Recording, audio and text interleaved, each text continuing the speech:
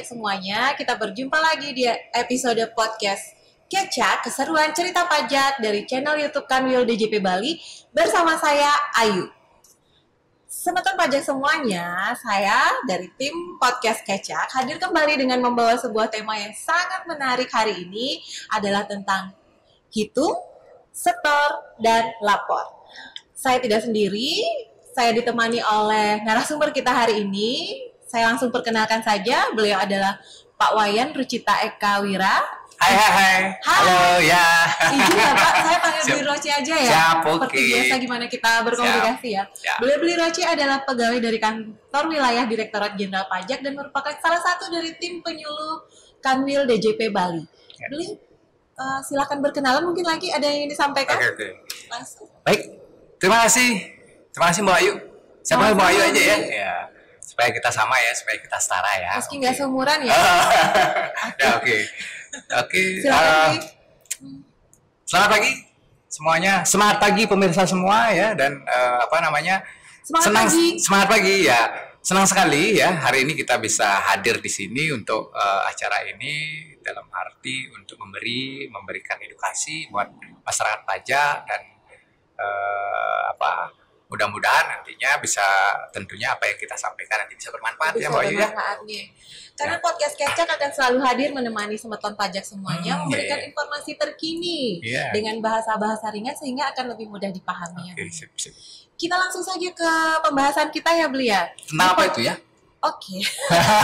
Sebelumnya kita sudah, semeton pajak mungkin sudah pasti nonton bahwa kita sudah membahas tentang bagaimana itu cara membuat NPWP Beli. Yes. Jadi ketika nanti semeton pajak sudah memiliki NPWP, setelah punya NPWP itu ngapain ya Beli Roci ya? NPWP-nya dimasukin kantong, selesai, atau ada kontribusi yang bisa diberikan kepada negara setelah kita memiliki NPWP itu? Bagaimana itu ceritanya Beli Roci? Bagaimana ya? Kasih tahu nggak ya? Bagilah Beli Roci. Bagi ya. Oke, sip. Oke. Ya, baik. Mungkin jadi saya akan menyampaikan apa kewajiban daripada setiap wajib pajak terkait dengan ketika dia sudah memiliki NPWP ya. Kenapa punya kewajiban ya Beli ya? Pajak itu sangat penting berarti buat kita ya Beli Roci. Yes, sangat penting. Ya, saya akan cerita sedikit ya, Pak ya. Izin ya, saya cerita. Sedikit aja ya Beli. Ya, sedikit aja ya. Oke. Asli saya Karangasem ya. Saya dari Karangasem, Sekar Semeton Karangasem. Dan dulu saya jika pulang kampung dari Denpasar itu kurang lebih kalau perjalanan saya 3 jaman lah. Lama banget ya. Ya, lama bingit ya. Dan sekarang itu sudah lebih cepat. Jadi perjalanan saya dari Denpasar ke kampung itu sekitar 1 jam sampai 1,5 jam lah. Kenapa itu bisa lebih cepat nih? Ya karena apa ya? Karena saya ngebut kali ya. Enggak. Naik pesawat mungkin. Ya mungkin naik pesawat bisa saja. Nah, tapi yang membuat itu cepat adalah karena ada jalan, Boy. Jalan apa? Jalan Ide Bagus Mantra. Sudah lebih bagus. Lebih bagus, jalannya juga bagus. Cepat, aksesnya juga jalur-jalurnya juga sudah jalannya juga lebar. Ya, jadinya sangat memudahkan kita untuk bertransportasi di sana. Ya, mobilitasnya lebih cepat. Mobilitasnya benar, lebih cepat. Yang mau bawa dagangan dari Karangasem ke Denpasar juga lebih cepat. Lebih cepat. Jadi sangat cepat, efisien jadinya kita. Nah, itu baru salah satu aja ya Beli ya, baru jalan. Betul, padahal sebenarnya pajak itu fungsinya bisa banyak lagi ya Beli ya. Betul, banyak lagi. Nah, kenapa? Dan saya senang sekali di sini ya. Kenapa? Saya mau menyampaikan ke pemirsa juga bahwa jalan ini dibangun dari uang masyarakat. Uang masyarakat yang mana, Bu Ayu? Ya. Uang masyarakat yang membayar pajak. Jadi sangat penting banget. Jadi saya berterima kasih buat orang-orang yang membayar pajak. Kita kasih plus dulu buat yang bayar pajak ya, Beli ya. Oke. Terima kasih. Oke ya. Nah, namun demikian, Bu Ayu, sekarang dari statistik menyatakan penduduk kita berapa? Penduduk kita ada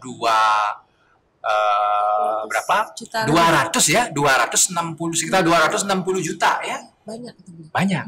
Nah, yang punya potensi NPWP itu 60%.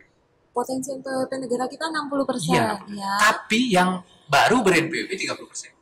Dari 30% itu yang baru bayar pajak hanya 9%. Jadi kita berterima kasih bagi orang yang 9% itu. Ya. Jadi sangat masih ya artinya sangat rendah ya potensi daripada dan masih banyak sebenarnya potensi-potensi yang tentunya bisa kita kembangkan dan mungkin banyak hal ya yang tentunya ya sama-sama kita ini ya sama-sama kita bersemangat ya berkontribusi. bersemangat untuk berkontribusi ya tidak hanya di pegawai pajak aja kita bisa berkontribusi, sebagai wajib pajak pun kita berkontribusi. Gimana caranya tuh Bli? Untuk Ya. bisa berkontribusi Ya. gimana caranya? Caranya tentunya ya kita harus sama-sama proaktif ya. Jadi saat ini sudah DJP Direktorat Jenderal Pajak sudah selalu mengupgrade diri ya selalu ya untuk untuk berusaha memberikan edukasi ya ke wajib pajak supaya wajib pajak itu tahu. Jadi sama istilahnya kita harus tahu dulu. Kadang kenapa orang punya NPWP dia nggak tahu ini mau ngapain nih. Buat isi dompet aja. Iya. Bawa ke Dipikir ATM boleh nggak? biar gaya-gayaan gitu ya, biar gaya-gayaan. Jadi seperti apa? Nah ini yang perlu kita edukasi ke masyarakat, terutama ke wajib pajak supaya dia tahu dulu ya Mbak Ayu. Ketika dia tahu, nah kita kasih tahu nih, oh kewajibanmu seperti ini, kita kasih pengertian, oh hitungnya seperti ini, ya. Kemudian dan jadi mudah sadar. hitungnya dan tidak seperti imit-imit sebelumnya bahwa pajak itu tidak mudah, bahwa pajak itu mudah, ya. Caranya gimana? Mudahnya gimana Bli? Ya, nanti saya sampaikan ya. Saya sampaikan. Nah, seperti apa mudahnya? Sangat mudah. Nah, ngitung pajak sendiri. DJP juga memberikan saluran-saluran yang banyak lagi. Termasuk juga ini ada saluran edukasi yang berupa podcast ini dan harus proaktif juga ke wajib pajak juga. Tolong dong juga sama-sama ayo didengerin gitu ya seperti itu. Jadi Subscribe ya gitu ya. Like ya, jangan lupa subscribe. Kemudian kalau rasanya penting share langsung di media sosial ya Bli ya. Sosial betul. Supaya apa? Supaya banyak semakin yang banyak orang tahu dan nantinya bisa mengerti. Ketika mengerti pilihan mereka, harapan kita adalah bisa sadar membayar pajak gitu ya seperti itu. Dan bagaimana caranya? Sangat mudah Mbak. Langkah pertama adalah yang namanya sistem pajak kita adalah self assessment ya. Apa itu Bli self assessment? Self assessment itu adalah gimana kita mendaftar ya, menghitung, memperhitungkan, kemudian membayar dan melaporkan pajak kita sendiri. Jadi yang ngitung itu sebenarnya wajib pajak sendiri ya Bli? Wajib pajak sendiri. Nah ada pertanyaan, gimana sih hitungnya? Iya katanya susah. Ya sebenarnya kuncinya di sini adalah pertama kali misalnya daftar ya. Pertama kali, saya sudah punya NPWP. Saya sudah berusaha nih. Oke, ketika berusaha saya harus daftar dong punya NPWP, harus daftar NPWP. Nah, daftarnya apa? Sudah dipermudah ya. Di podcast sebelumnya sudah disampaikan bagaimana caranya daftar mudah. Pakai online aja kan mudah ya. Apalagi di masa sekarang ya, pakai online juga sudah dipermudah ya seperti itu. Kemudian ketika kita sudah punya NPWP, kemudian gimana caranya ngitungnya? Kan itu saya bayar berapa? Iya, saya bayar berapa nih? Berapa pajaknya? Apa yang nggak salah? Dari mana taunya harus bayar berapa? Ya, kuncinya adalah satu hal, disiplin. Ya. Disiplin? Disiplinnya dalam hal apa? Disiplinnya dalam hal pencatatan, Mbak Ayu.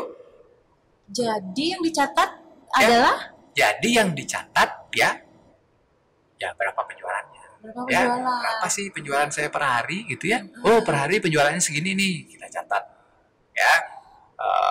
Dan kuncinya disiplin sampai dengan penjualan 1 bulan. 1 bulan. Setelah tahu penjualan 1 bulan. Setelah tahu penjualan 1 bulan, tinggal kita kalikan saja untuk UMKM. Tarifnya untuk yang pajak UMKM. Ya, yang untuk yang sederhana ya kita anggap usaha yang sederhana ya UMKM.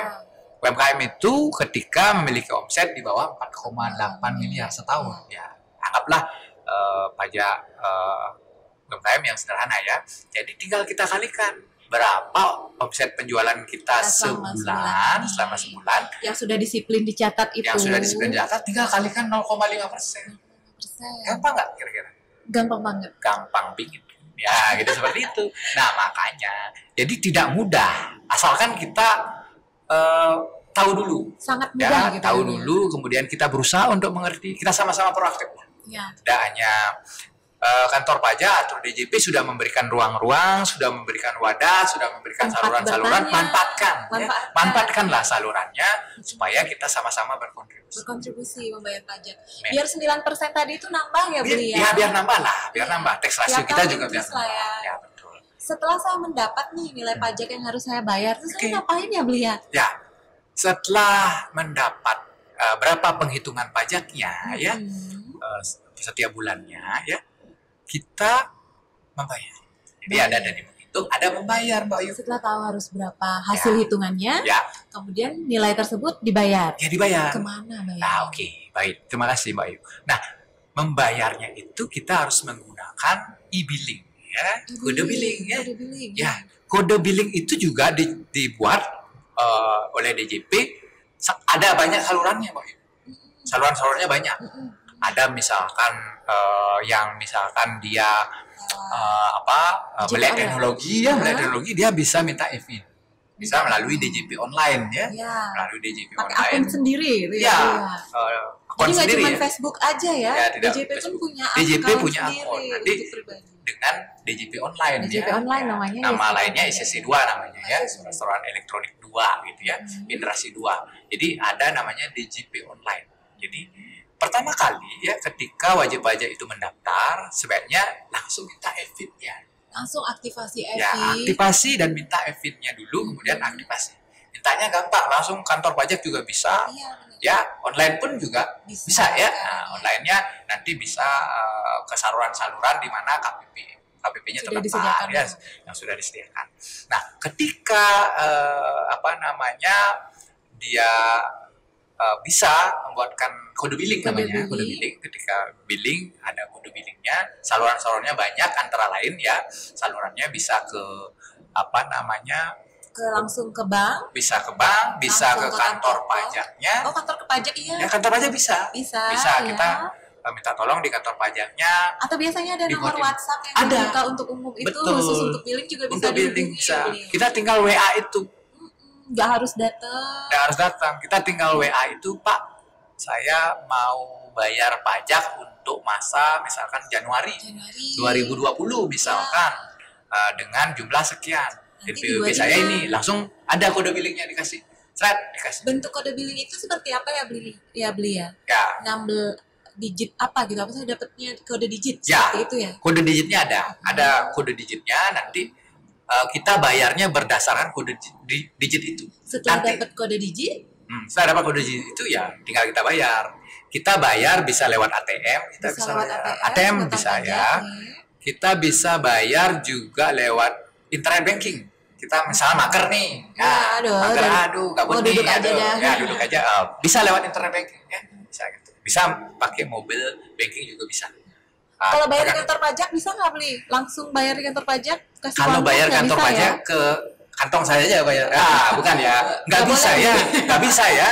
Kalau ke kantor pajak itu bukan tempat untuk pembayaran ya. Iya. Kantor pajak itu hanya tempat untuk kita istilahnya melaporkan pajaknya, yang sudah dibayar. atau kita bisa menanyakan pajak kita. Iya. Bisa kita. Cara penghitungannya juga bisa. Bisa. Gitu, seperti itu. Bukan untuk, ingat, kantor pajak bukan untuk membayar Melakukan pajak.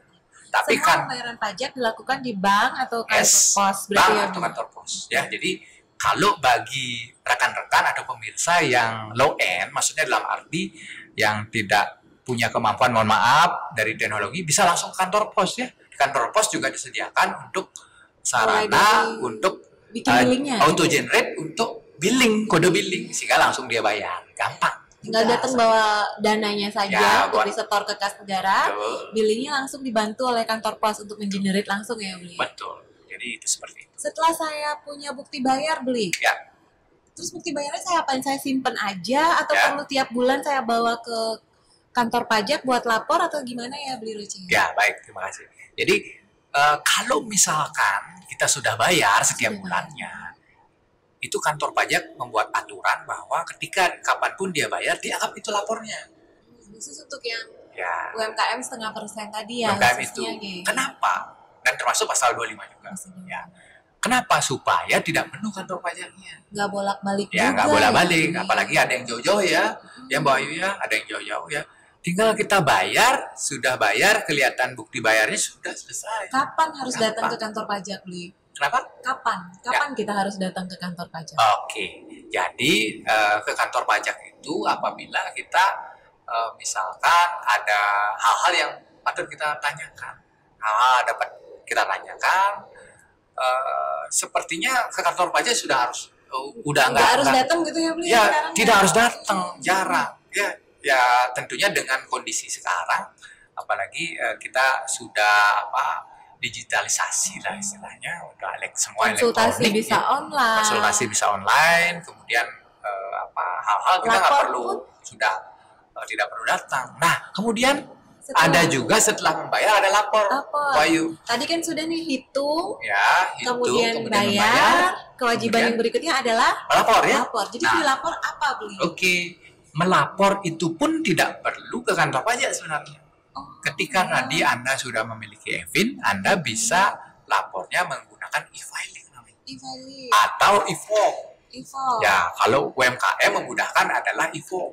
Ya, jadi sangat penting sekali kita tahu itu. Nah, caranya, aduh, saya belum tahu nih, belum ngerti caranya buatnya kira-kira gimana ya. Nah, ini saya gaptek nih, Bli. Iya, gaptek nih, kira-kira gimana. Nah, di sini ada namanya kantor pajak juga nggak kalah ini ya strateginya. Dia menyiapkan namanya help desk. Ya, namanya istilahnya ya namanya help desk itu artinya petugas pajak yang bisa membantu, siap membantu bagi wajib pajak yang mau diedukasi. Ya, mau diedukasi.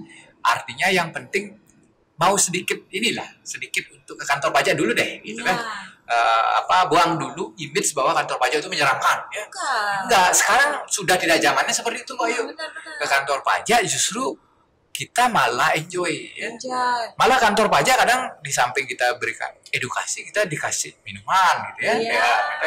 Ya, tapi sebenarnya juga udah ya petugasnya sudah lama-lama, apalagi sudah cakep-cakep kayak Mbak Ayu. Oh, asik juga. Ya, itu seperti itu ya. Ya, baik. Nah, itu caranya. Jadi sangat mudah ya, sangat mudah sekali dan dan ketika misalkan malas juga nih saya ke kantor pajak nih juga apalagi ketemu Pak Roce gitu ya malas ya gitu. Nah, terus yang lain gimana saluran? Nah, manfaatkan saluran yang lain. Bisa kita dari Pajak Go ID di DJP online itu sendiri sudah ada juga caranya untuk bagaimana petunjuk pengisiannya. Itu kita bisa belajar dari rumah bisa. Atau bisa di menu-menu yang namanya sekarang dunia maya ya udah informasi itu bisa beyond ya, artinya bisa terbuka, bisa lewat Google, bisa. Jadi di sana ada. Jadi kita bisa. Jadi harus ke kantor ngambil SPP lagi kantor, seperti itu kayak Belia bisa langsung lapor online. Betul.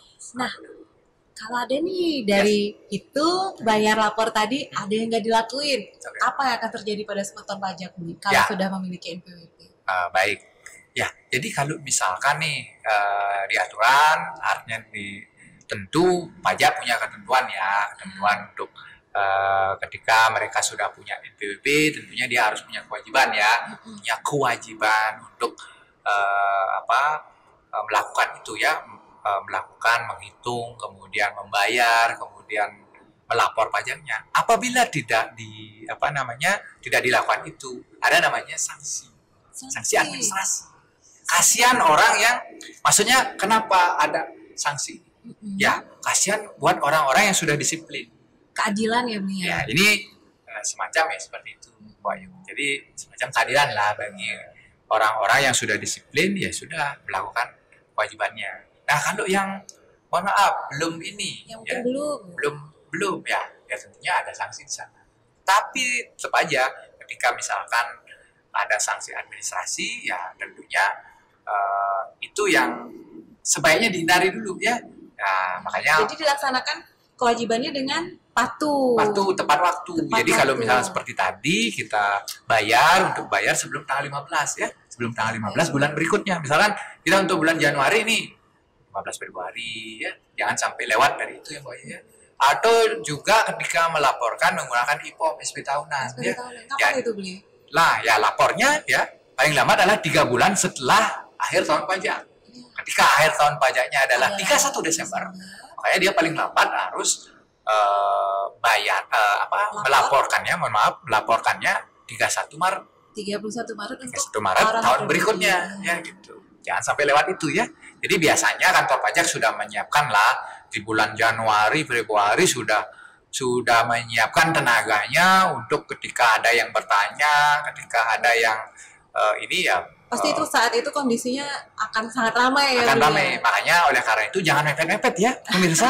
Ya jangan mepet-mepet pemirsa. Jadi harus sebelumnya juga harus kita. Yang kuncinya yang satu tadi ya Boy, disiplin. Disiplin dalam hal apa? Dalam hal mencatat. Mencatat setiap hari berapa sih penjualan kita catat. Setelah berarti tadi kalau boleh saya simpulkan, pembicaraan kita sangat menarik, Beli.